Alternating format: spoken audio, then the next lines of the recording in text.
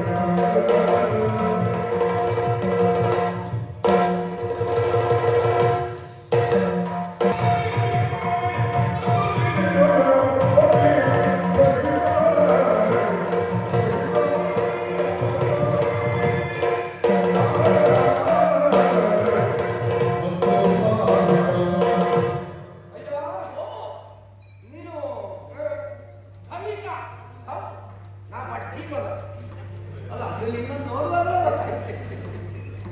ಯಾಕಂದ್ರೆ ನಮ್ಮ ಅಪ್ಪ ಏನು ಬಡ್ಡಿ ವ್ಯವಹಾರ ಮಾಡ್ತಾ ಇತ್ತು. ನಿನ್ನ ಅಪ್ಪನ ಬಡ್ಡಿ ಮಗ, ಅದನ್ನ ಈ ಬಡ್ಡಿ ಮಗ. ಹೌದೌದು. ಅರೆ ನಾ ಎಂತ ಮಗ. ನಮ್ಗೆ ಅರ್ಥ ಆಗುತ್ತದೆ. ಮಾತಿನಲ್ಲಿ ವ್ಯತ್ಯಾಸವಿದ್ರು ಮಾತಿನೊಳಗಿರುವ ಭಾವಾರ್ಥ ಏನು ಎನ್ನುವುದು ನನಗೆ ಅರ್ಥ ಆಯಿತು. ಸರಿ. ಒಬ್ಬ ಅರಸನ ಪಲ್ಲವ ಸಾಮ್ರಾಜ್ಯಕ್ಕೆ ಅರಸನಾಗಿದ್ದೇನೆ. ಸರಿ.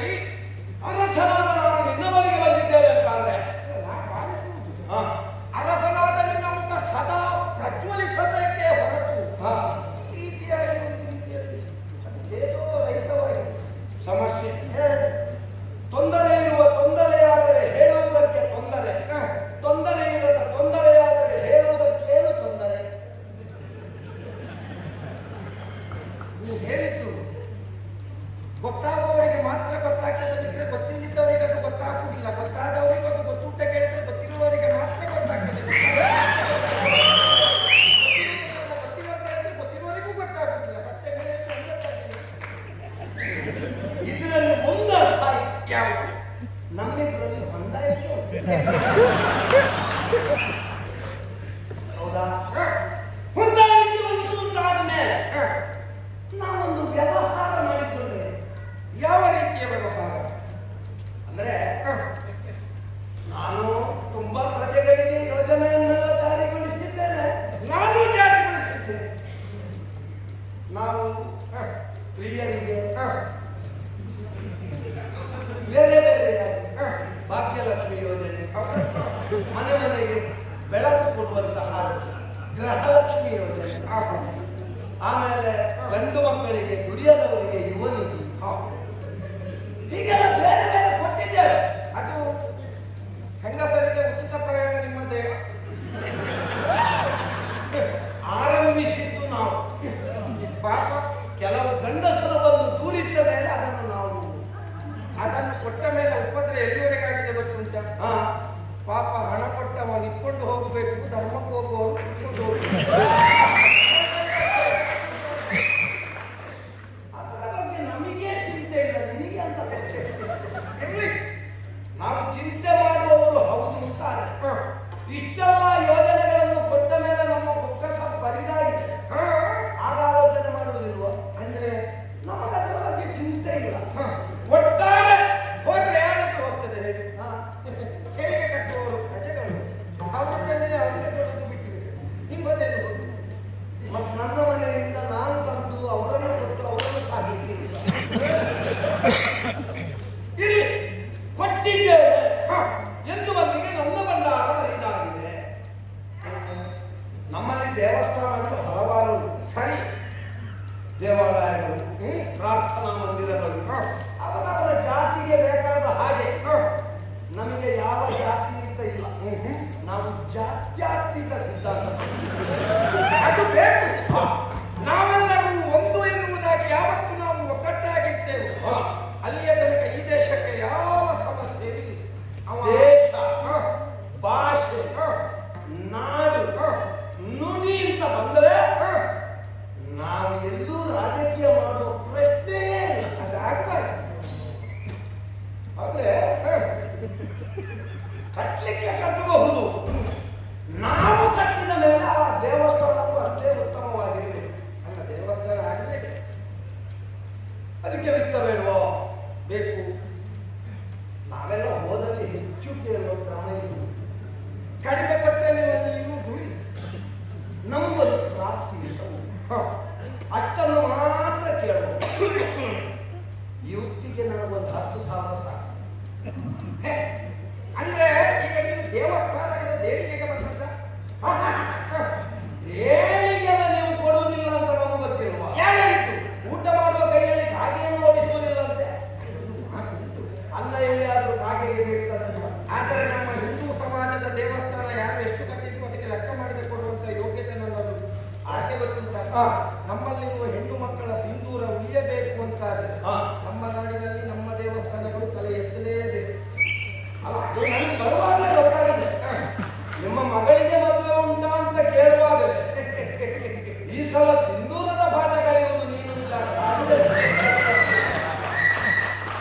ಅಯ್ಯ, 10,000 10,000 ಕೋಟಿ.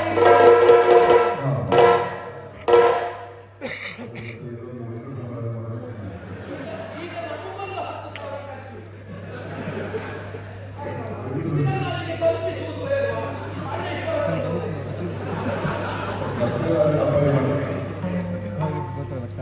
ಸ್ವಾಮಿ, ಏನಾಯ್ತು? ಏನಾಯಿತು? ಏನಾಯಿತು?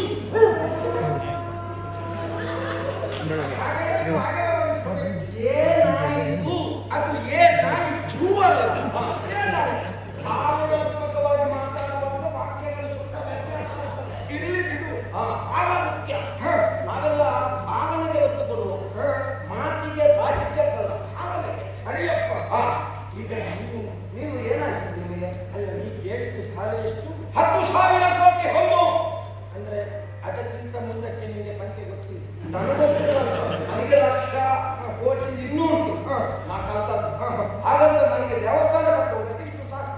10 ಕೋಟಿ, 10,000 ಕೋಟಿ ಚಪ್ಪ ನನಗೆ ಇಲ್ಲ ಅಂತಲ್ಲ. ಎಷ್ಟು ಬೇಕಾದರೂ ಉಂಟು. ಆದ್ರೆ ನಿಮಗೆ ಸಾಲ ಕೊಡಬೇಕು ಅಂತ ಆದ್ರೆ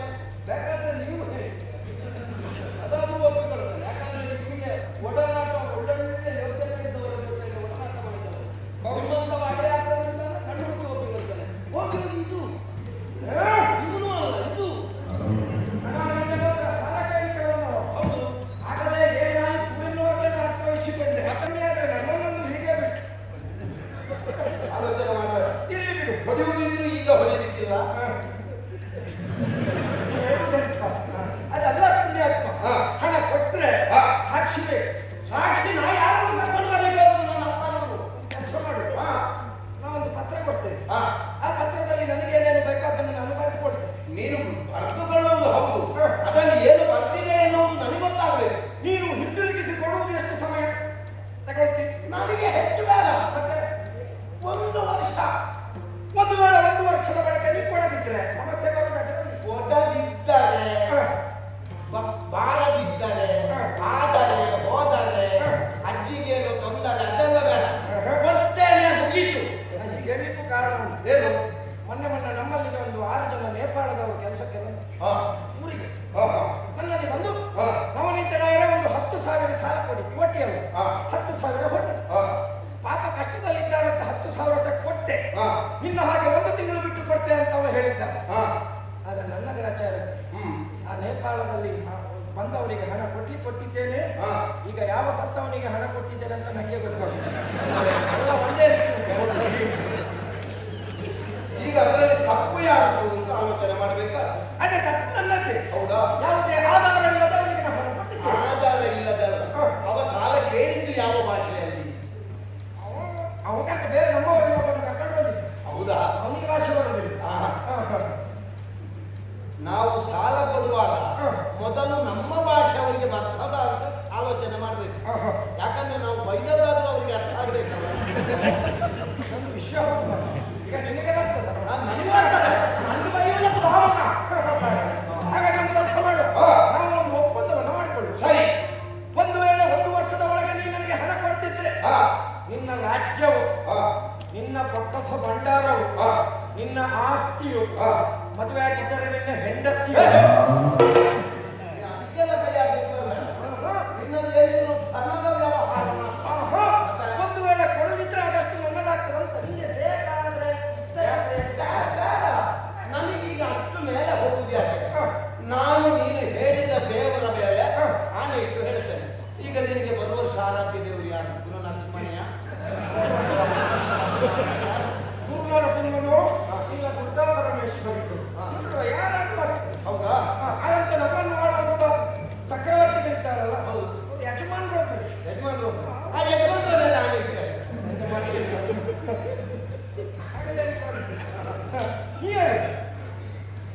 ಬೇಡ ಬೇಡ ನಾವು ಸರಿ ನೀನು ಹೇಳಿದ್ದೇನೆ ನಿನ್ನ ಮಾತು ಸ್ವಲ್ಪ ಕಡಿಮೆ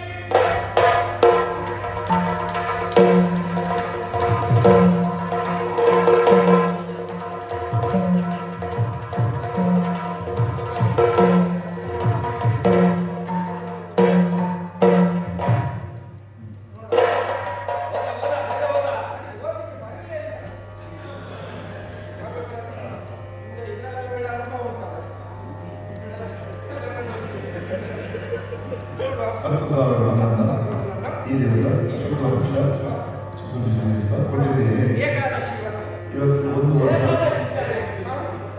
ನೀನು ಊಟ ಮಾಡದ ದಿವಸ ಎಲ್ಲ ಏಕಾದಶಿ ಎಲ್ಲದಕ್ಕೂ ಪ್ರಶ್ನೆ ಮಾಡ್ಲಿಕ್ಕಿಲ್ಲ ನೀನು ಬರುವಾಗ ತಡವಾದಕ್ಕೆ ಊಟ ಮಾಡೋದು ಅದಕ್ಕೆ ಏಕಾದಶಿ.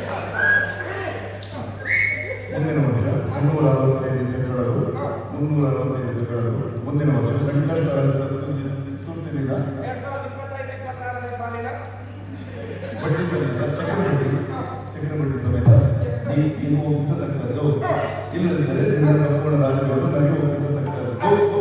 ನೀವು ಹೇಳಿದಾಗೆ ಬರ್ತಿದ್ದೇನೆ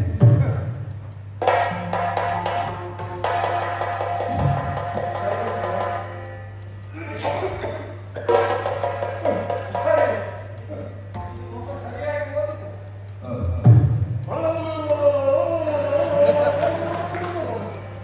ಆ ಸೀಟಿಲಿ ಬಾಯಿ ಹಾಕೊಂಡ್ಯಾ ಅದೆಲ್ಲ ದೊಡ್ಡವರೆಲ್ಲ ಓದುದು ಹಾಗೆ ಸರಿ ಇವತ್ತು ಬಡ್ಡಿ ಕೃತಿಕ ಅದು ಸಹಿ ಇದೆ. ಇಲ್ಲಿ ಒಂದು ಸೈಯಾಗಿ ಯಾರು ಹಿಂದೆ ಬರ್ತಾರೆ ಹಣ ಕೊಟ್ಟು ನಿಂತದ್ದು ಎಲ್ಲುಂಟು ಯಾಕಂದ್ರೆ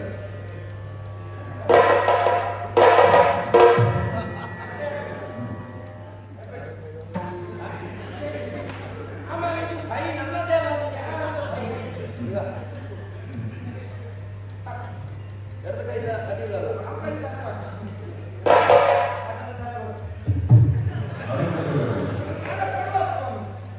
ಕೊಟ್ಟಿದ್ರೆ ಇಷ್ಟು ಕಷ್ಟ ಉಂಟು ಹಣ ಇನ್ನು ಆ ಕಡೆ ಹೋಗು ಹಣದಲ್ಲಿ ಯಾರಿದ್ದಾರೆ ರಾಜಭಂಡಾರ ರಾಜಭಂಡಾರ ಬಂಡವಾಳ ಅವನು ಇವರು ಬಂದವರು ಒಂದು ಬಂದದ್ದು ಅವರಲ್ಲ ಆ ಕಡೆ ರಾಜಭಂಡಾರ ಇದ್ದಾರೆ ನಾ ಹೇಳಿದ್ದಾಗಿ ಹೇಳು ನಿನಗೆ ಬೇಕಾಗಿರುವ 10,000 ಕೋಟಿ ಬಂದಂದ್ರೆ ಆ ಕಡೆಯಲ್ಲಿ ಕೊಡ್ತೀನಿ ಖಂಡಿತವಾಗಿ